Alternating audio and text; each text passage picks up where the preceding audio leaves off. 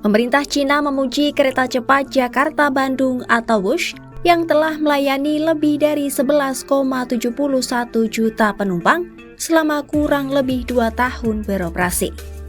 Juru bicara Kementerian Luar Negeri Cina Guo Jiakun menyebut, kereta cepat WUSH telah beroperasi secara aman, lancar, dan juga tertib.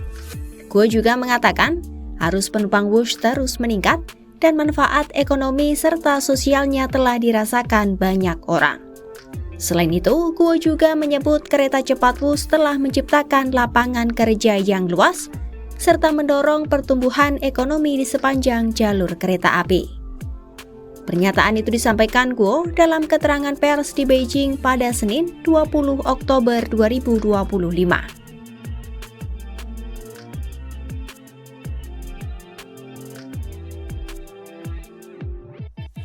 Selain itu, Guo menyebut penilaian terhadap proyek kereta cepat Jakarta-Bandung tidak semata-mata didasarkan pada angka keuangan dan indikator ekonomi.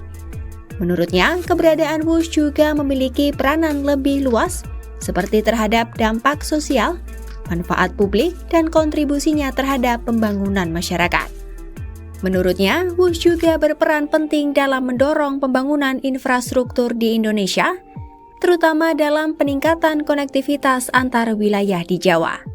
Ia menekankan Cina berkomitmen untuk terus bekerja sama dengan Indonesia guna memastikan pengoperasian kereta cepat tersebut berjalan dengan kualitas tinggi. 在评价高铁项目时，除了看财务数据、经济指标，还要看公共效应、综合收益。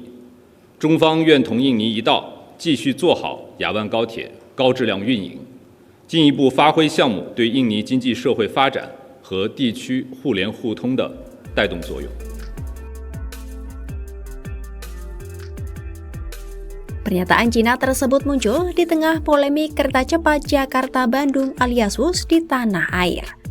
Polemik mencuat setelah PT Kereta Cepat Indonesia Cina atau KCIC mencatat kerugian besar hingga triliunan rupiah akibat tekanan utang dan beban bunga yang menumpuk.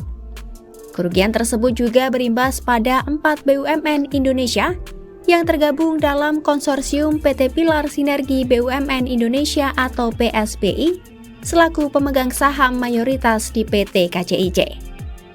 Menteri Keuangan Purbaya Yudi Sadewa menegaskan, pemerintah tidak akan menggunakan APBN untuk menutup utang proyek tersebut kepada kreditur asal Cina.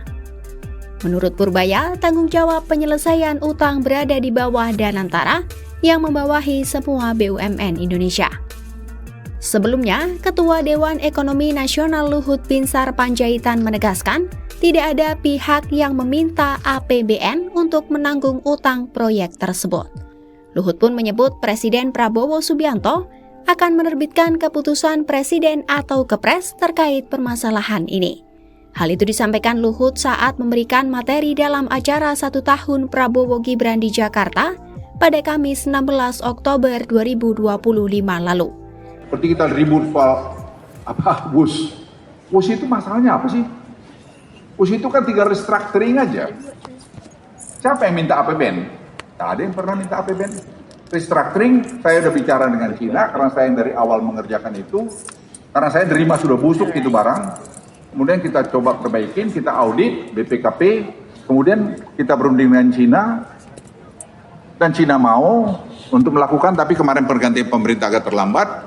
Sehingga sekarang perlu menunggu Kepres supaya timnya segera berunding. Dan sementara Cinanya sudah bersedia kok, nggak ada masalah. Apa yang nggak bisa diselesaikan kalau kita kompak?